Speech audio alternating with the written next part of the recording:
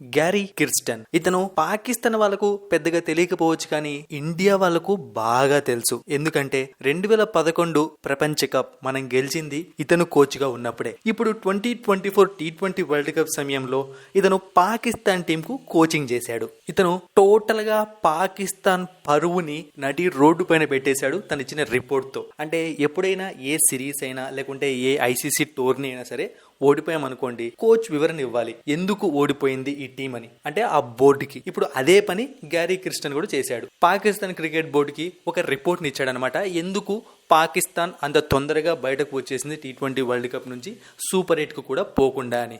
అతను ఇచ్చిన రిపోర్ట్ లో ఏముంది అంటే, వీళ్ళు ఎన్నో సంవత్సరాలుగా క్రికెట్ ఆడుతున్నారు, ఎంతో ఎక్స్పీరియన్స్ ఉన్న ప్లేయర్స్ ఉన్నారు, కానీ ఏ టైంలో ఏ షాట్ ఆడాలో కూడా ఏ ప్లేయర్కి తెలియదు. అలా ఆడడం రాకుంటే నేనేం చేస్తానని చెప్పాడు. అంతేకాకుండా చాలా మంది ప్లేయర్స్కి ఫిట్నెస్ లేదని, ముఖ్యంగా ప్లేయర్స్ దగ్గర డిసిప్లిన్ లేదని, ఇవన్నీ ఉంటేనే ఏ టీం అయినా సరే టోర్నమెంట్స్లో ముందుకు బాగా కదులుతుందని ఆయన చెప్పుకొచ్చాడు. అయితే ఈ విషయం చాలా మంది ఇప్పటికే చాలాసార్లు మాట్లాడారనమాట. చాలా మంది మాజీ పాకిస్తాన్ క్రికెటర్లు వచ్చి పాకిస్తాన్ ప్లేయర్స్కు డిసిప్లిన్ లేదు, టైంకి ప్రాక్టీస్కి రారు అని, అంతేకాకుండా డ్రెస్సింగ్ రూమ్లో పడుకొని ఉంటారు.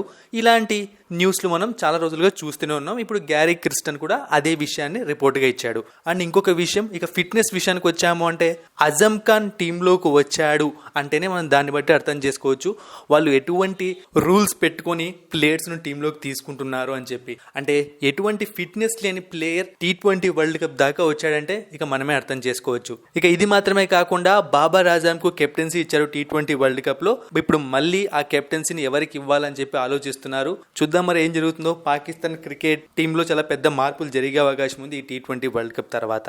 మరిన్ని ఇంట్రెస్టింగ్ వీడియోస్ కోసం సబ్స్క్రైబ్ చేయడం మర్చిపోకండి.